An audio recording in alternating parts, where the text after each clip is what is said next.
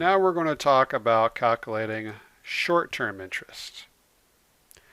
So again, the formula for simple interest is principal times rate times time.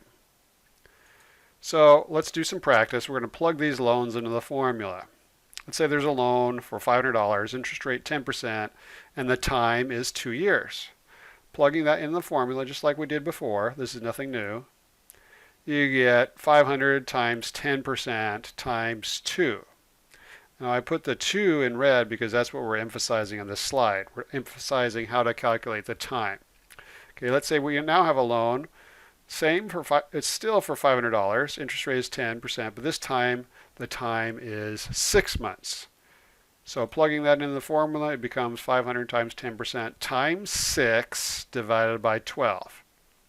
Or you could say that's 1 divided by 2, or 0.5, because 6 divided by 12 is basically a half. So you could put 0.5 in that part of the formula. But what if the loan time was for 82 days? So what are we going to put for the time? Well, this is what we're going to do. It's going to be 500 times 10% times 82 divided by 360. And students are always surprised that we use 360. So when interest is figured for a period of less than 1 year, if the loan is calculated as days, like 82 days or 32 days or 104 days, the banker's year is used as a basis for computing time. Well, what's a banker's year? The banker's year is a 360-day year. So students now always ask, well, why did they use 360 days? Well, this 360-day banker's year concept is very old. So before the invention of the calculator, to keep their calculations simpler, they just used a round 360-day year instead of 365. So let's do some practice. We're going to calculate short-term interest, and it's going to be a 93-day loan for $4,500 at 9%. So here's our formula as usual. We're going to plug it in. We get 4,500 times 9% times 93 and then divide by 360.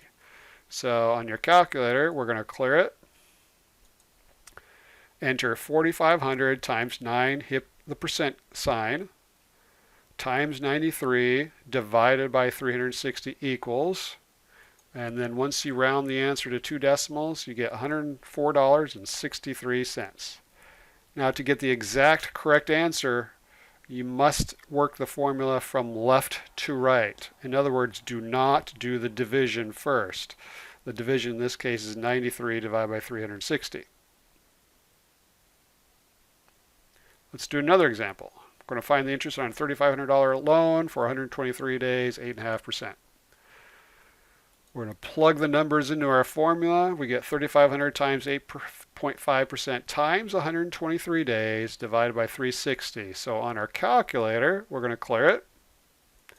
3,500 times 8.5% times 123 divided by 360 equals, and you should get $101.65 after you round it to 2 decimals. Let's try one more. Bigger loan, $12,750, 90 days, 9.5%. This time we're going to set our calculators to F for floating. So your decimal selector is F for floating to avoid any potential rounding errors. So our keystrokes are, clear it, 12,750 times 9.5, hit the percent sign, times 90 divided by 360 equals, you get 302.81 when you manually round to 2 decimals.